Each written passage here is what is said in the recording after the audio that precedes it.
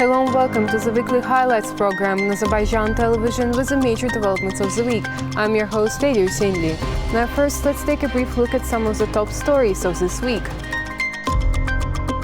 This week, President of the Republic of Azerbaijan, Ilham chaired a meeting dedicated to the results of 6 months of this year. President of the Republic of Azerbaijan, Ilham received European Union Special Representative for the South Caucasus and the crisis in Georgia, Toyvo Klar. On July 15th, President of the Republic of Azerbaijan, Ilham chaired a meeting dedicated to the results of 6 months of this year. Delivering an opening speech at the meeting, the head of state noted that this year our foreign policy had been very active and new important steps had been taken in this direction, which further resulted in the increased international reputation of our country. Saying that our relations with neighboring countries has always been one of the priorities for Azerbaijan, President Ilham noted that significant measures had been taken to develop the U.S.-Azerbaijan relations and reciprocal visits of high-ranking government officials had been organized. The head of state accentuated that in the coming days, an important document between the European Union and Azerbaijan would be signed. President Ilham also added that those steps had been taken to normalize relations between Azerbaijan and Armenia during the course of 6 months of this year. There had not been any tangible results. Speaking of the social security of the military, the head of state added that this issue had been provided at the highest level in Azerbaijan. In addition to that, the Mata families who are on the waiting list to receive the housing will be provided with this housing in the near future. The head of state also touched on the reconstruction works in Karabakh and East Zangezur and noted that more extensive projects would be implemented in this direction.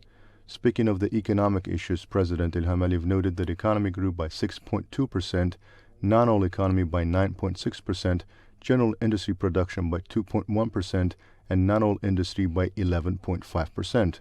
The growth in the incomes of the population approximately amounted to 20%. President of the Republic of Azerbaijan, Ilham received European Union Special Representative for the South Caucasus and the crisis in Georgia, Toyvo Klar. Toyvo Klar extended greetings of President of the European Council Charles Michel to the head of state. President Ilham thanked for the greetings of the European Council President and asked the Special Representative to extend his greetings to Charles Michel. The sides exchanged views on the issues related to the normalization of relations between Armenia and Azerbaijan, the signing of a peace agreement, the opening of communications, the landmine problem facing Azerbaijan, and the Azerbaijanis who went missing during the First Karabakh War. The head of state emphasized the importance of implementing the agreements reached as a result of the meetings held in Brussels and fulfilling the obligations undertaken by Armenia in accordance with the trilateral statement of November 10, 2020. President of the Republic of Azerbaijan, Ilham received Secretary of Iran's Supreme National Security Council, Ali Shamkhani. Ali Shamkhani extended Iranian President Sayyid Ibrahim Raisi's greetings to the head of state. President Ilham thanked for Sayyid Ibrahim Raisi's greetings and asked Ali Shamkhani to extend his greetings to the Iranian president. During the conversation, the head of state recalled with pleasure his meeting with President of Iran, Sayyid Ibrahim Raisi, on the sidelines of the 6th Summit of the Heads of State of the Caspian Littoral States in Ashgabat, noting that they exchanged views on the development of bilateral cooperation at the meeting. Ali Shamkhani congratulated the people of Azerbaijan on ensuring the territorial integrity of the country. He emphasized that Iran is interested in developing good neighborly and friendly relations with Azerbaijan, and that always attaches a great importance to expanding relations with the country. The sides exchanged views on the issues related to bilateral agenda, including the development of transport and communication lines between Iran and Azerbaijan, as well as regional issues. On July 12th, President of the Republic of Azerbaijan, Ilham received credentials of the newly appointed Ambassador Extraordinary and Plenipotentiary of the Czech Republic, Milan Sedlacek. Milan Sedlacek presented his credentials to President Ilham Aliyev.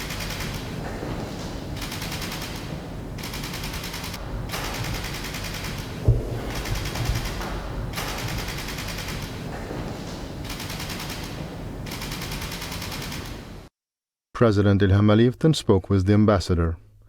The ambassador extended Czech President Miloš Zeman's greetings to the head of state and noted that the Czech president gave him instructions regarding the expansion of cooperation, particularly the economic relations with Azerbaijan.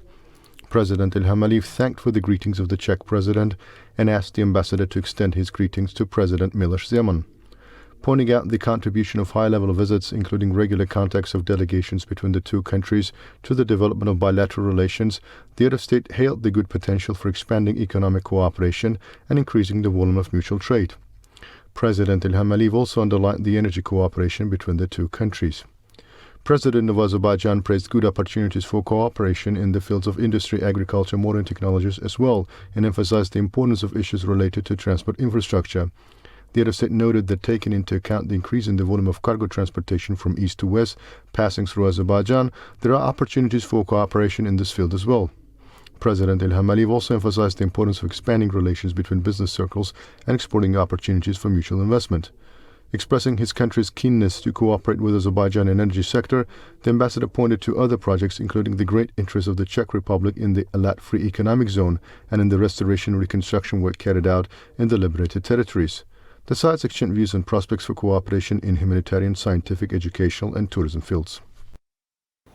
Now it's time to discuss major developments with our special guest, international lawyer and political commentator, Mr. Orhan Amashev. Mr. Amashev, it's a pleasure to have you here with us today. Thank you very much for a kind invitation. So the topic at hand today has to do with economic relations between Azerbaijan and the EU. So recently the European Commission has proposed to EU countries a deal with Azerbaijan to increase gas imports and to expand gas pipeline accordingly.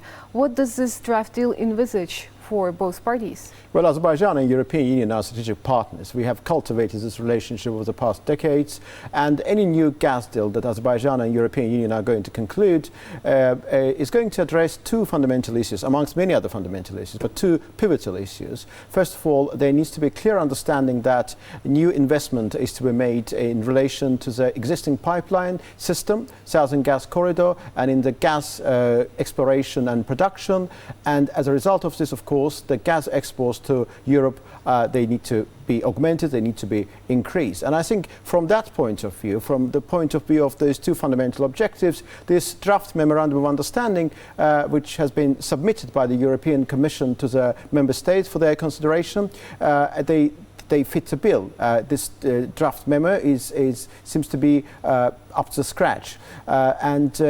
What we know at this stage, we haven't received any official information yet, but there have been some reports, and these reports by EU Observer, by Reuters, and they claim they have seen the document, and on the basis of this we make our own judgment. And also President Ilham Aliyev very recently made an announcement that new gas deal between Azerbaijan and European Union is going to be signed very soon. He said that the bulk of the job has been done and the process is underway, and we know that next week a couple of high-ranking EU officials are coming to Azerbaijan, Ursula von der Leyen, and also the EU Energy Commissioner. So it is very obvious that the wheels are in motion. As to the contents of that particular draft memorandum, it does address those two fundamental issues. It does say that both European Union and Azerbaijan are to consider financing the existing pipeline network systems, but it doesn't say who is going to pay what. So there's no clear, as far as we can tell, as far as it can be ascertained on the basis of the information we have, we don't know whether EU, what percentage of the investment will be made by EU and what percentage by Azerbaijan. We understand that investment risk will be shared. But at the same time, there's a very clear point there. It's about gas export volumes. It does say in the clearest possible way that by 2027, Azerbaijani gas exports to European Union will be doubled. So currently, as we know, the westernmost section of the Southern Gas Corridor, Trans-Adriatic Pipeline, has got the capacity of 10 BCM. Which is a very considerable volume, of course, but it needs to be doubled. And by 2027, it will be doubled. And also, it says a couple of things about the climate change objectives of the European Union, because, as you know, any gas deal that Azerbaijan and European Union are going to sign will need to be in line with certain design. So our relationship with Brussels based on logic, on rational considerations. Clearly, European Union has got a very difficult situation in terms of diversifying its gas resources, and they need extra gas. And Azerbaijan has gas, and Azerbaijan wants to augment its energy export capabilities. And it all should be done in line with the climate change objectives. And when it comes to climate change, EU has made a proposal very recently, a couple of years ago. It was about a drastic switch to the green energy. In the light of those circumstances, in that context, there have been some underinvestment in the fossil fuels and the gas sector consequently, and I think that that negatively impacted EU's investment policy in relation to Azerbaijan. But currently, EU does realize that a more incremental, a more steady approach is to be taken, because it will be sheer impossibility to switch to green energy within a couple of years. It will take at least a decade or more than a decade. So in the interim, the best thing to do is to switch to gas, to diversify the gas resources. And Azerbaijan is a very reliable, is a very trustworthy partner, because one of the great things about Azerbaijan is that although Azerbaijan's gas volumes are not really massive compared to, let's say, Russia, and Azerbaijan cannot be considered as a replacement for the Russian gas, but we are reliable and we can play our own role. So from that perspective, I think that this memo is plausible. It does entail lots of positive things, but as I've said at the beginning, it is subject to the assent, approval of all EU member countries. And there could be some alterations, some changes at a later stage, but I believe that the fundamental framework and the spirit of this document will not be changed. So you mentioned the Russian gas, and I would like to mention that the timing is very not accidental in regards to this memo, because when we look at the current situation in the region, you know, the Ukrainian-Russian tensions, and including the relations between Azerbaijan and Armenia at the current stage, how do you think this whole in combination situation in the region will play a role in the draft itself? Well, this draft memo doesn't say anything about Ukrainian crisis, but your question is absolutely right, because it matters a great deal. There's no need to include this Ukrainian crisis element in that document, but the current problem that EU is facing is fundamentally about EU's ambition to get rid of dependence on Russian gas and to free itself of the shackles of the Russian gas dominance. And therefore the context and content are absolutely critical.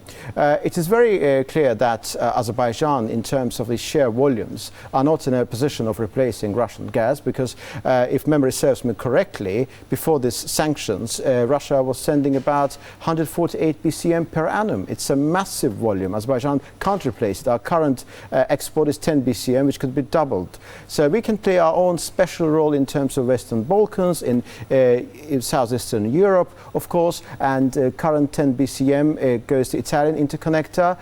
For example, last year it was 8 BCM. So we can play an important role in terms of energy security of Bulgaria, in Serbia, Greece, Albania, Italy, but we cannot go beyond that. So we do understand, we are very realistic about our ambitions, and Azerbaijani president has made a couple of times very clear that there is no Russian-Azerbaijani competition, and actually there is a Moscow declaration which was signed in February of this year, where one important point is about cooperation in terms of energy.